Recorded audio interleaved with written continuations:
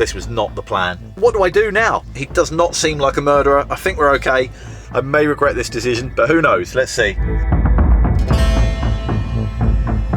Welcome to another video. Thanks for joining us again. This is a cold start to the video. Cold start for the poor van. We have got a long drive to 3 hours or so to get to East Coast Castings to go and see Chris and the team at the Foundry. I'm excited. This is going to be good. We are continuing the Ranalah half-wheel journey. Thank you so much for all the positive comments from last week's video. With his clever 3D printing brain, Paul has solved the issue with the actual cast frame, which means we need to modify the wooden patterns. So in today's video, we're going to take those patterns to the pattern maker, Mikey, who made them, and get them modified. But they're at the Foundry. So we've had to make a quick stop off East Coast Castings to go and see Chris and the team to get the patterns, and then we'll take them to Mikey and see if we can start chopping them up. I can't help coming to the Foundry and not having a little nose around though. All of my Ranalah patterns are here, so it would be quite nice to have a little rummage through those and make sure everything's okay. We have been here previously when we cast the very first Ranalah, but we've got a lot of new followers since then, so some of you may not have seen that video and never seen inside this Foundry. If you haven't, go back and watch it. It's a lovely video. Camera Dan came and filmed it with me. I'm on my own today. You'll have to put up with my wobbly footage, but we're at an amazing place. Honestly, stepping into this warehouse is like stepping back to the Victorian times. Sand on the floor, hot molten iron being poured, and Chris has always got some exciting projects here. How are you doing? All good, thank you. Very good. Nice to see you back. I'm here to pick up the Ranalah pattern, the mini pattern. No problem. But do you mind if you show us around? You're always welcome. Thank you. I can't help it. What have you got going on at the moment? But a wide range of materials again, aluminiums, cast iron steels. That's 750 kilos each. So similar to the Ranalah. Yep. Yeah. Just in that one wheel. Yeah. The precisions, all the cores are getting pinned in. And if you look at the pattern equipment, obviously the wood centre, but all the teeth are all in brass. Oh wow. All machined brass, so there's no That's movement. an old they all slot together. Yeah. So obviously finished casting there, which will be fully machined up by our customer. We also do a couple of bronze bushes for them as well. So it's amazing to think that one of those weighs the same as a Ranalah. Yeah, scary. That is scary. Wow. Motorcycle cylinders, aluminium. They've got to be heat treated yet. Okay. Finished. You don't do the heat treating here? No, we send all that away. Smaller stuff is kept in there. Got a little Aladdin's cave, really. Isn't it? This is all waiting to go out. Waiting for heat treat, waiting to go out. That's it, yeah. Would you believe it? Some bollards for London Museum to go around the front to stop people ramming into the buildings. Have a guess at what that's going to weigh. Oh God, no, don't. 250 kilos. Solid. And then we've got to finish paint them as well. You send them direct to the actual museum, then they'll put them in wow, situ. they're going straight from you, straight to site. Yep. Nice to be back. It's very cool.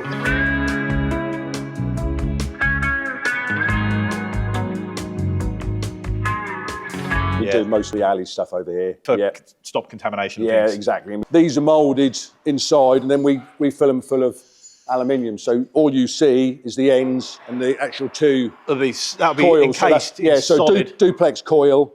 And all the elements and everything is all inside, and we actually put the whole thing is covered in aluminium. Was it some kind of heater? Yes, it's actually a heater core. Yeah, heater core. Yeah.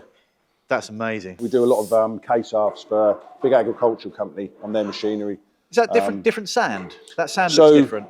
What we do with the alley is we face the mould in new sand and then back it up with reclaim, as you can see. I can see the little tide mark. Yeah, right. That's it, Okay. So we used to use that for a lot of our bronze work, but now we use it for Neuhard's materials and special steels. And then obviously you've got the bigger one there, which is 800. That's the one that the Ranalah comes out of, that one. And so this is the inverter for it. The new one, yeah.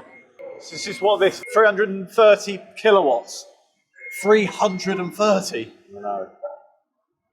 That's what we've used so far at the bottom there. 20, whatever that is. Oh no. You should have a pound sign instead of kilowatts. I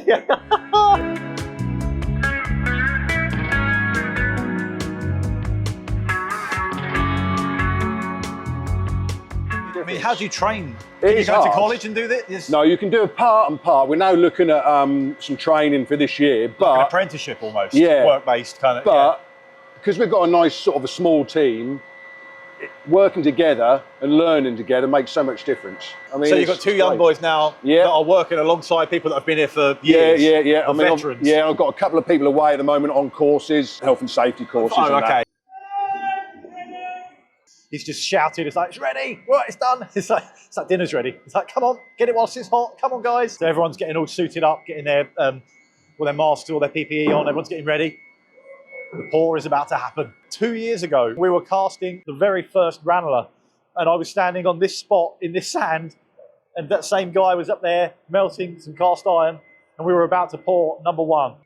It's so nice to be standing here now, thinking about number 9. We're almost at double figures for the full-size Ranalahs. It's an amazing achievement, and it's all thanks to the amazing team here at East Coast Casting. Anybody out there's got any projects that they want to get cast, I cannot recommend these guys enough. So that's about 16, just under 1600, I think. 1600C. 641.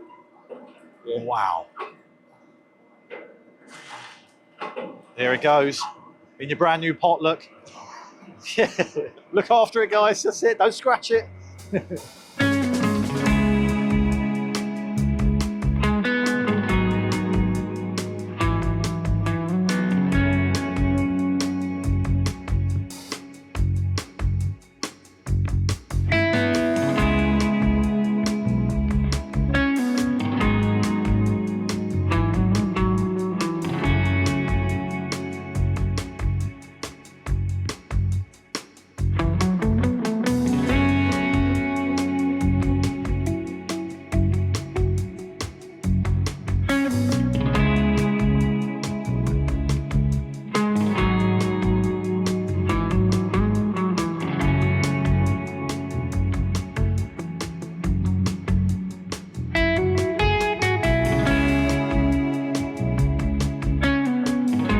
So cool to see. Even obviously I've seen it before, but every time I come here, it's just amazing. What a fantastic process this is. It's awesome. That last little pour at the end there on the floor, that's all it makes. I guess it makes new bars. Yes. They'll go back in again. Yeah. Basically, that's the kind of situation where we would have to cast the big Ranalah and then have my little model ones at the side. If there's a bit left over, pour the full size Ranalah. Yeah, definitely, yeah. Use any left over in the little ones. Look at that little baby. Oh wow! So that was one of your wax mould or something, wasn't it? Yeah. The 3D printed. Yeah, you've done that, and then we obviously had it all done. I like them. I do like them. I think you could sell a lot of them. Well, they went instantly. They straight away. What do we do? 10? People love them. Yeah. This, obviously all that. All your core boxes are here. Smaller patterns. Do you know? You can tell which is which. Because I need the core boxes for this one. Yeah, everything is all numbered up, so I know everything. You know what's what. That's not yours, but these all. Wow.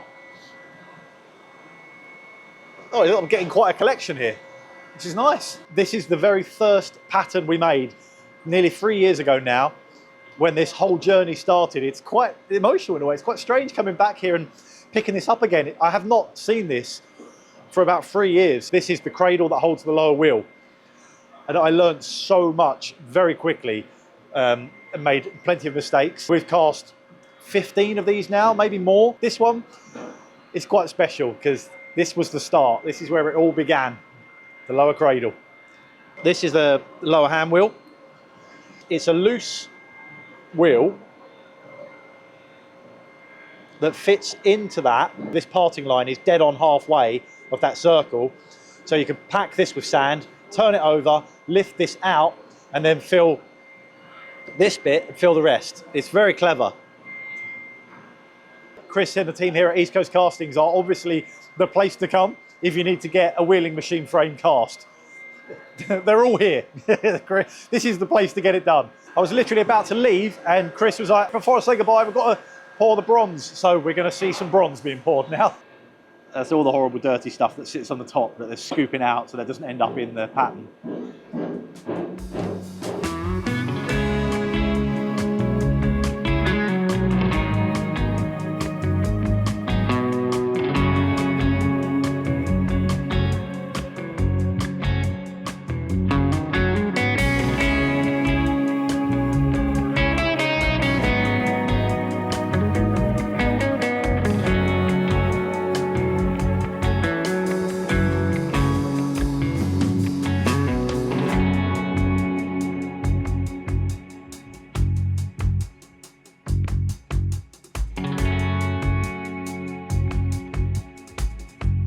Right, that is me loaded up. I've got the patterns, I've got what I need. I'm on my way now to see Mikey, the pattern maker. Chris, thank you so much. Thank you very much. Again, good to see you.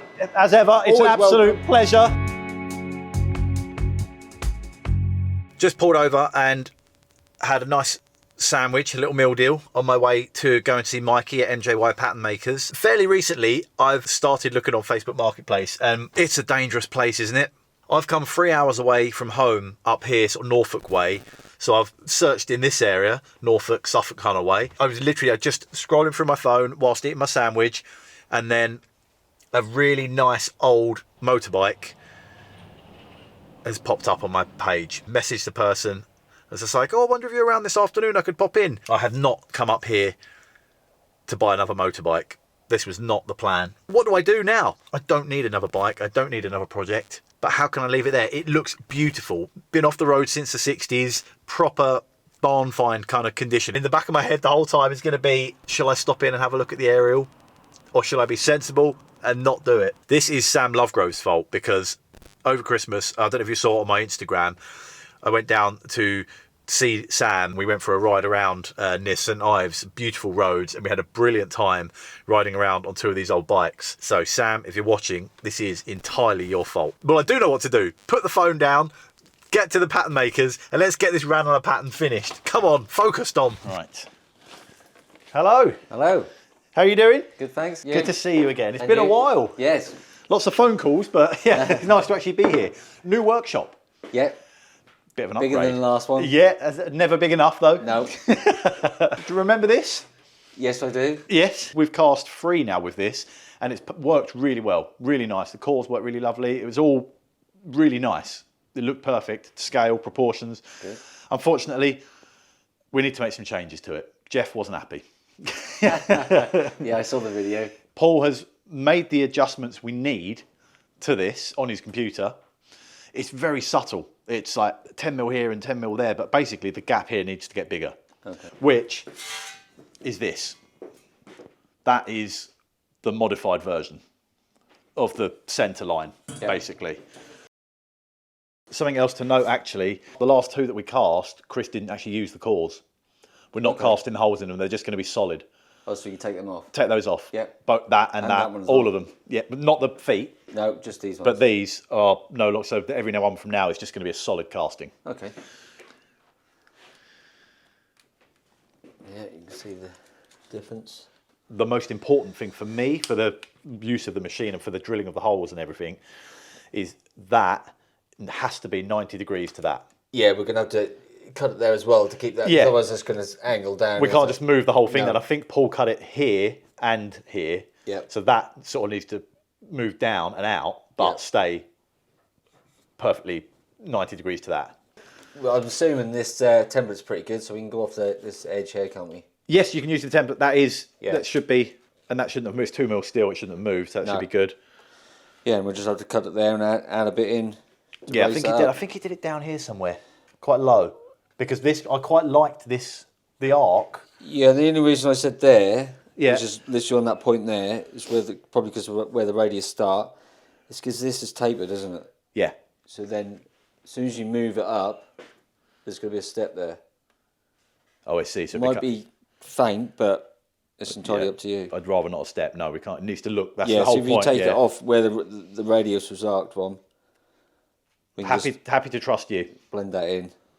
The only other modification that I can think that we made, which is where that comes in. So that fits over there, which is a tool for me to find the centre of the casting, so I know where to drill the hole. Yeah. Which is centre of this in 2 dimensions, and also helps me find the middle of that.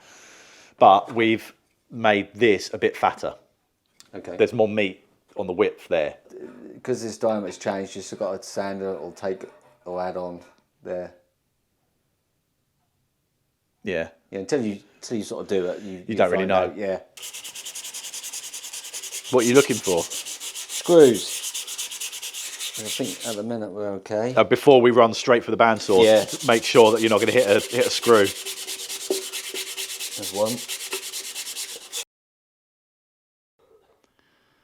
I might cut it there.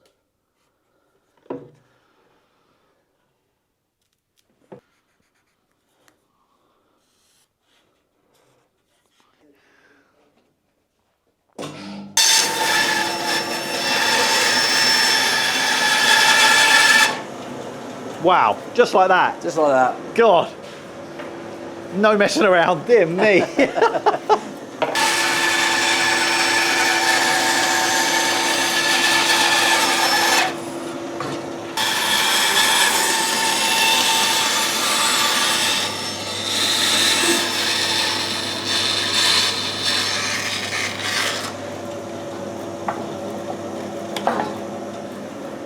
I love how carefree you just do. Look, my precious pattern is now it's just chopped up into pieces.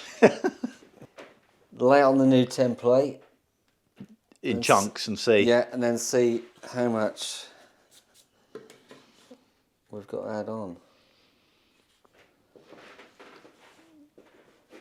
Looks like we've still got to cut some more for that. Because the angle's changed, Yeah. I guess it's going to hit at the bottom, yeah. Should be a gap on this one.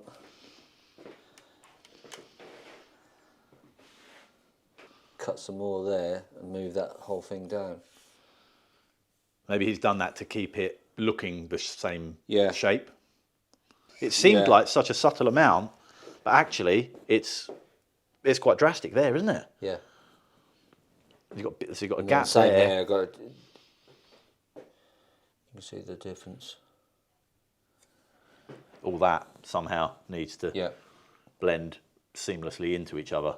A millimetre isn't a millimetre in this workshop. Is it? My millimetre is your 1.5 millimetre. Yeah. All the metals are all different, so Oh wow! So yeah, he's got loads of rules hanging up. oh, so if you need to know what this is going to be made of. If I was Yeah. saying this is made of aluminium, you would make it a different Slightly size. different, yeah. Really? They're quite close, but slightly different. So if you're working on something like an engine block where tolerances are quite critical, you need to know. Yeah, you need to know that, if it's yeah. cast iron or aluminium, because Yeah. the material moves. So you'll actually make the pattern and take that into account. Yeah. So this red pattern needs to be slight. So even my steel template that you've got, you're going to have to go slightly larger than that to allow. Yeah, I think for what I'll do is I'll draw around your template onto a board and then set it out in contraction, move everything out, and then set the job up to that. And fill in whatever gaps are left.